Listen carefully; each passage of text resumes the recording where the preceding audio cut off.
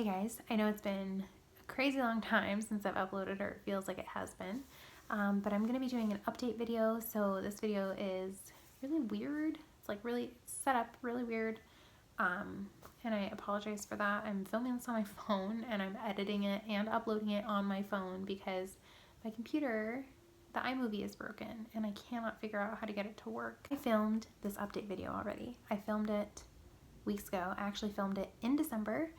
And I had it edited and everything, and then my iMovie crashed and it would not upload it. So that's the main reason why my update video has not gone up. I wanted to update it. If you guys follow me on my social media and are friends with me in real life, then you already know everything that I'm probably going to talk to you guys about, but I know not everybody on my YouTube channel follows me everywhere, so I'm going to put this out there.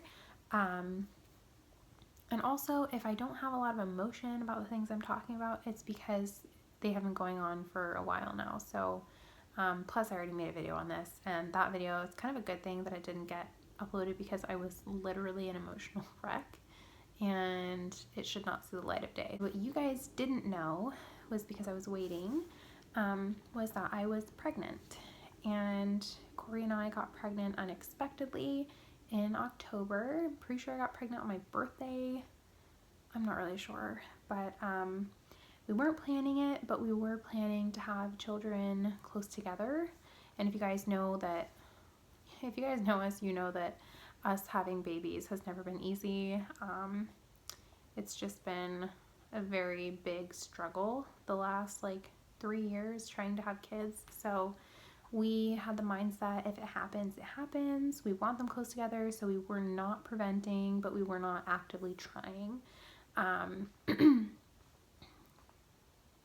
Even when I went to a fertility doctor, they did mention that I get pregnant very easily. I have really poor egg quality, so when I get pregnant, it's almost usually never a healthy pregnancy unless I am on supplements and tons of antioxidants and other things beforehand for at least a couple months, which I wasn't. Planning on doing a Christmas announcement. I found out literally the end of October that I was pregnant on Blair's 2-year anniversary of her passing, and I found out I was pregnant on the same day as Ellie from Ellie and Jared found out she was pregnant, or the day after.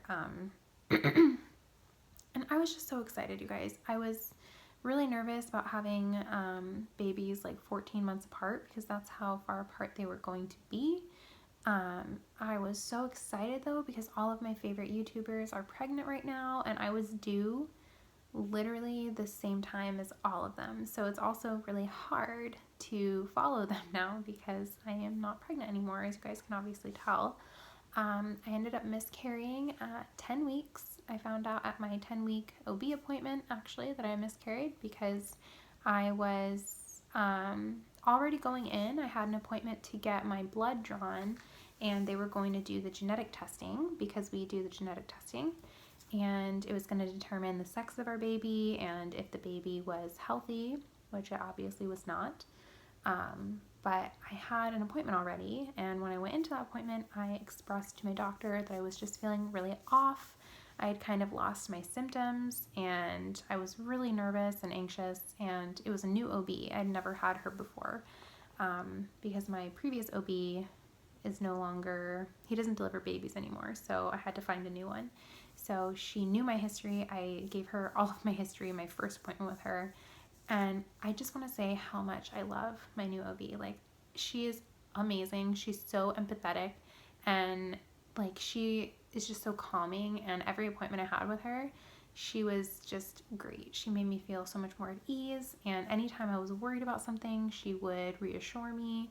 So when I went in and I told her, she was like, "We are going to get you an ultrasound. You're going to get an ultrasound right after this." And I was so happy.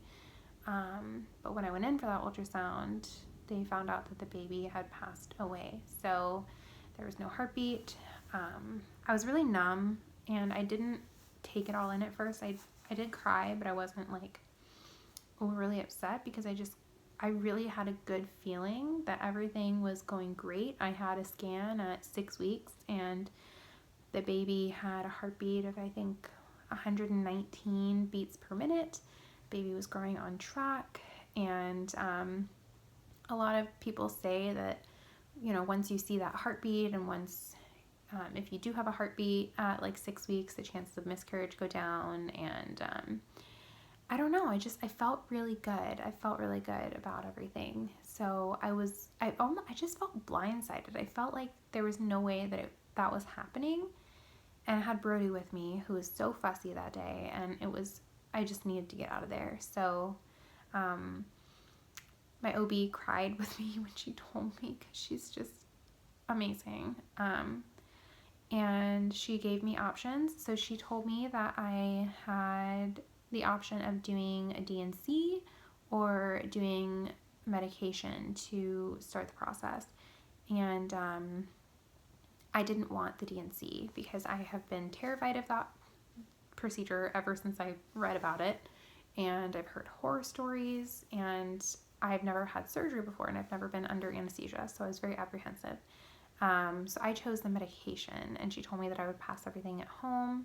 I know that's not everybody's route. I have had a natural miscarriage before.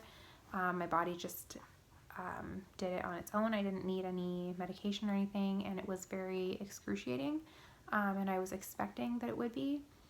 So I was prepared, but she prescribed me the medication, and I filled it that day, and I started it the following day.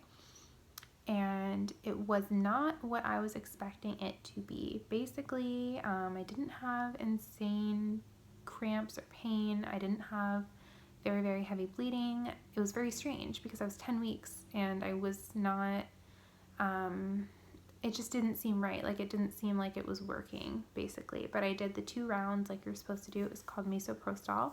Corey took off like 2 weeks from work to be home with me, so he could take care of Brody, and he was just amazing throughout the whole thing. And then at my 2-week appointment, my 2-week follow-up, they found out that there was still a lot left, a lot of tissue left, and I was still bleeding. I was bleeding for like 2 weeks, and I really didn't want that to happen because I knew what that meant, and my OB said, you can do the drugs again, or you can just get a D&C, and she said, I think you should just get a D&C at this point. So I got the D&C, and the main reason why I didn't want to get the D&C was because the timeline for all of this happening was unreal. Like, it was just right after another, and it was just like you're waiting for the other shoe to drop, and there was just shoes dropping everywhere. Like, it was just all bad. But basically, my D&C ended up being the day before Corey's birthday, Corey's birthday is on December 22nd, and I had my D&C on December 21st. And 2 or 3 days before my D&C, Corey was notified that he was going to be transferring to Puerto Rico for his job. And it was a 2-year job. So he had to leave on December 26th, and he has been gone ever since. So it was just terrible. I had the D&C, and then it was Corey's birthday, and then he was moving out of the state like the following week, and it was just so much at once. We did talk about it, and I've kind of gotten a lot of like mixed reviews on people, like mixed feelings. A lot of people have told me that I'm crazy for letting my husband go.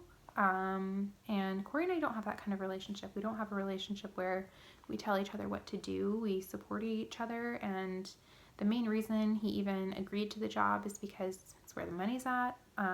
He is a lineman. If you guys are not familiar with that, he is basically an electrical engineer. He fixes power lines, he builds power lines, and I'm sure all of you have heard about the devastation that Puerto Rico had from the hurricanes this past year. We live in Florida, so we were also affected by those hurricanes. And he also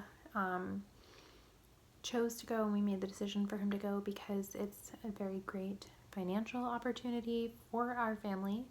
And as you guys know, or if you don't know, I am a stay-at-home mom. I stay home with Brody, and I'm so thankful that I get to do that. And we really wanted me to stay home with Brody, and we were kind of struggling with me staying home and not working and him working here like he normally does. So it really was like what we needed to do. He's living in Puerto Rico. He is working there to help rebuild the power grid that got wiped out. And he has to work 63 days on and he gets 7 or 8 days off. So what that means is he works for 63 straight days and then he gets 8 days off and then he goes back to working another 63-day rotation. It's not like I won't see him for 2 years and that's that. I do get to see him. It is a big sacrifice that our family is making because he will be missing out a lot of Brody growing up. I really don't want to get comments about it. I've already gotten a lot of comments from family and friends and followers that have mentioned this to me when I talked about it on Instagram. It's going to be hard. I know it's going to be hard. It has been hard.